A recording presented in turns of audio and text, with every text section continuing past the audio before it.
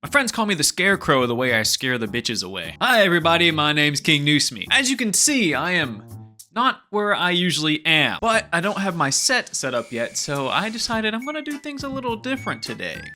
I'm gonna do it in front of a green screen. I feel like scarecrows aren't used enough in horror media. I find them equally as scary, maybe even scarier than dolls. And they're kind of like dolls in a sense that they don't usually move, but when they do move, you'll probably shit your pants. And they are meant to be scary. They're meant to scare birds away, but scarecrows can sometimes be like kind of cute and you kind of want to just hug it and be its friend. And on the other hand, they could be absolutely terrifying and you don't want to be anywhere near it. And actually one of my favorite episodes from the shows I talk about is Scarecrow from the Haunting Hour. I think it's possibly the best Haunting Hour episode because of how horrifying they make that scarecrow and also how just absolutely depressing the ending is. So this month I wanted to talk about some Scarecrow episodes from your favorite shows. We've got Are You Afraid of the Dark, Creep Show, and of course, Goosebumps. Because I can't go a month without making a Goosebumps video or you guys would literally kill me. So today we're going to be talking about one of the most not requested episodes and it makes me so upset, The Scarecrow Walks at Midnight. I absolutely loved this episode as a child. It was one of the very few Goosebumps episodes that actually scared me. And the story for this episode is one of the more serious and scarier stories in the whole original 62.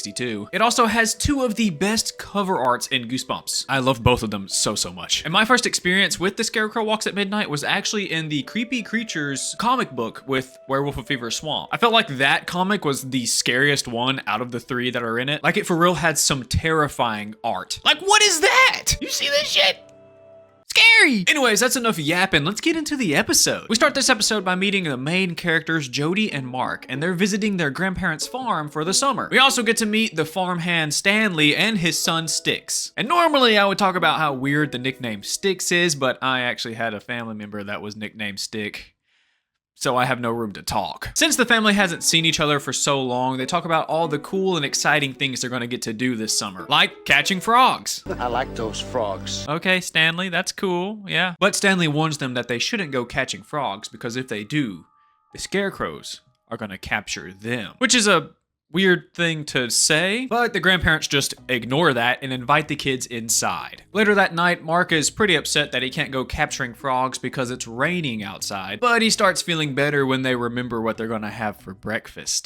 Chocolate chip pancakes. But while the kids are upstairs talking, downstairs their grandma Miriam is panicking because she thinks somebody or something is gonna try and break into the house. So she asks Grandpa Kurt to make sure everything is locked and bolted shut. Looks like the wind knocked down one of the scarecrows and she thinks it's now coming after her. Luckily, Grandpa Kurt keeps his cool, he calms her down, and they both go to bed. But she might have had a good reason to be paranoid. Someone outside tries to break into the house but has no luck. And that someone is one of the scarecrows. The next morning, the kids come downstairs and they're excited to have their grandma's famous chocolate chip pancakes. But when they make it downstairs, they don't get the chocolate chip pancakes. They get something much worse. Cornflakes. Ew. But Grandma Miriam tells them that she accidentally forgot to buy chocolate chips, so they're just gonna have to have pancakes another day. But this is when the kids start noticing that something isn't right about their grandparents. Later that day, the kids are playing catch outside when Mark throws the ball a little too hard and straight into the cornfield with the terrifying living scarecrows. Yay! Both of the kids go in and search for the ball, but they have a hard time finding it. And their grandparents don't say anything, but you can tell that they're getting increasingly worried with the kids being in the cornfield. But once they do find the ball, they are face to face with one of the scarecrows. The same one that was trying to break in the night before. As they admire how eerie the scarecrow is, What you doing? Stanley sneaks up and scares them. Then he creepily tells the kids, A scarecrow walks at midnight. obviously the kids don't believe Stanley at first, but he claims that he was the one that made it walk. But Jody assures Stanley that scarecrows can't walk because they're not alive. Hey!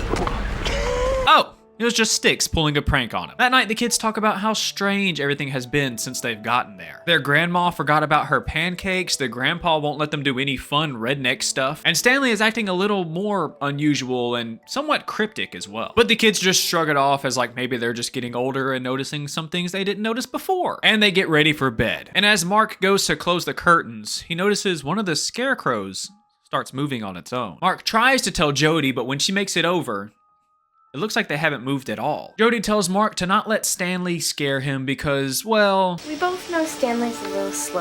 Whoa!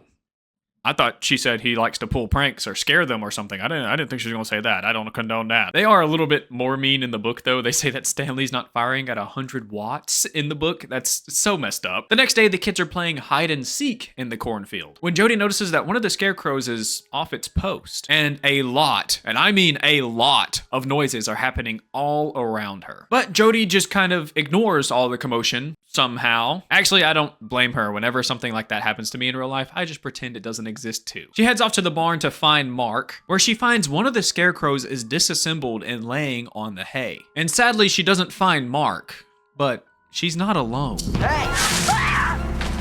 Oh, it's just Sticks. Again. Jody is pissed that Sticks just likes to scare her and her brother all the time, and she tells him to just leave them alone until the end of summer. But Sticks warns her that this farm is no place for city kids and that they should go home immediately. Cut to after dinner, and Grandma Miriam is bringing everybody dessert, which is normally apple pie because that's their grandpa's favorite. But this time it's oddly cherry pie, which is Stanley's favorite. When the kids question this odd change in pie, Grandma Miriam looks terrified and just says, Cherry is a nice change. But after that peculiar conversation, the kids ask their grandpa to tell them one of his famous scary stories, because they miss hearing them all the time. But Stanley chimes in and says, I don't like those stories. They make me scared. well then you can leave, buddy. The fuck? There's the door. But rather than telling Stanley to just leave, Grandpa Kurt tells the kids that he's run out of stories and he gets up and walks away. That night, while Jody is sleeping, one of the scarecrows sneaks into her room and starts inching slowly closer towards her. And when she wakes up, she sees something absolutely horrifying. Her grandpa has been turned into a scarecrow. Obviously terrified, she tries to escape but is stopped by her grandma, who is also turned into a scarecrow. They latch onto her, and that's when she wakes up. It was all just a bad dream. Or was it? The next day, the siblings race bikes through the cornfield when one of the scarecrows attacks them.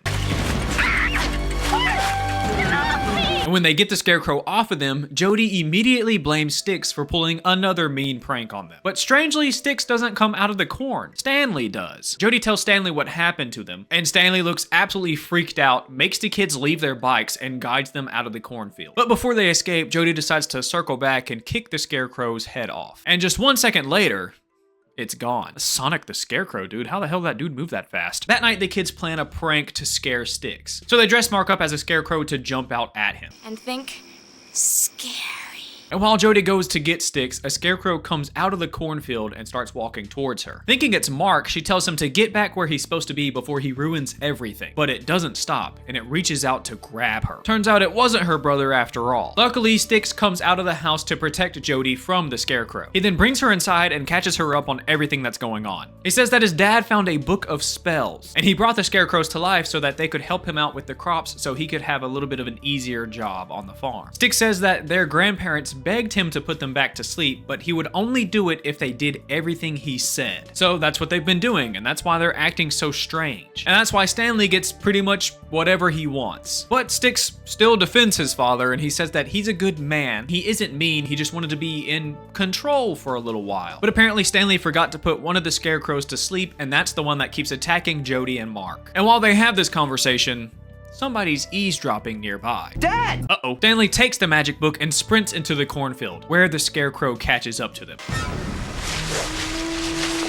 Oh, never mind, that's just Mark. He didn't like make a noise or anything. He just like stepped out of the corn. Silently. I mean, I guess it worked on them, but that's because there is an actual scarecrow threat happening. If there was no scarecrow, he would have just stepped out of the corn and people would have been like, what are you doing? Stanley runs until he finds all the scarecrows on their post, where he then says a spell to bring them all to life. Apparently, he was trying to say a spell to make sure that they were asleep, but he made an oopsie. The kids run through the cornfield and try to escape the scarecrows, but it's too dark and they can't find their way out. Luckily, Mark spots the barn, so they book it towards that direction. That is until Jody is pulled down by the scarecrow she abused earlier. Luckily, she makes it out with ease, and the kids and farmhand all meet up in the barn, and they quickly try to think of a plan to defeat them. But while they're thinking, the scarecrows decide to invite themselves in. Mark and Styx try their best to fight the Scarecrows off for as long as they can, but everywhere they turn, more and more are just coming out of the walls. And Stanley is too terrified to say the chant to put them back to sleep. But in his panic, he accidentally says a different spell that brings the Thrasher to life, and it saves them all from the evil Scarecrows. And it does it in a really brutal way, honestly. You can like see them plead for mercy only to be turned into, well, hay, and then spit out of the bag. And it turns out that it wasn't a magic spell after all. Mark just got smart all of a sudden and turned on the Thrasher, defeating the Scarecrows for good. The next day, everything is back to normal and everyone's having a good time. Until Stanley finds a rip page out of the magic book and decides to read it aloud, which actually brings the Thrasher to life, and it's out for blood. And that's the end of the episode. I don't think I need this anymore. Honestly, I could have just used the white wall as a green screen.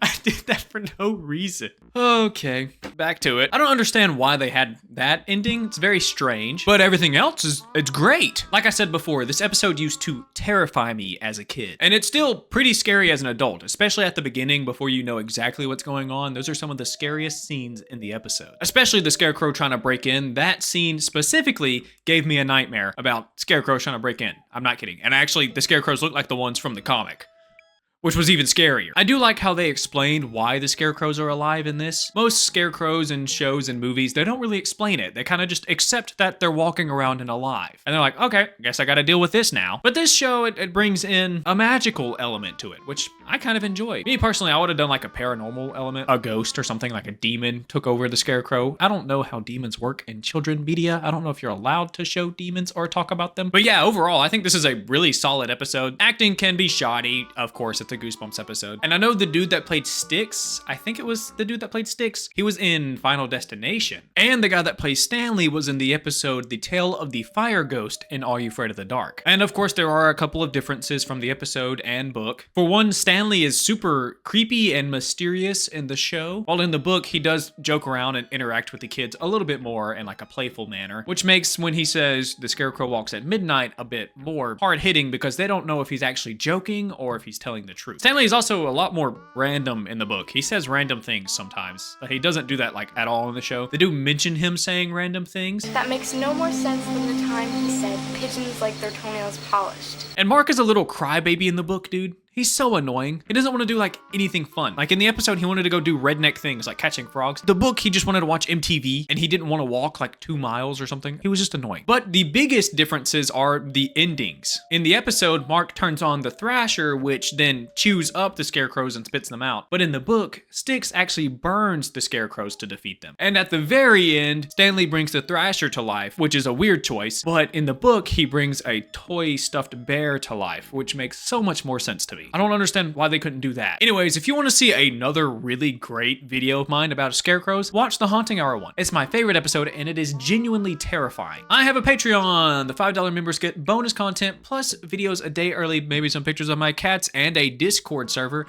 Also your name right here on screen. Like the video if you like the video. Thank you for watching the video all the way through. I appreciate you all and peace.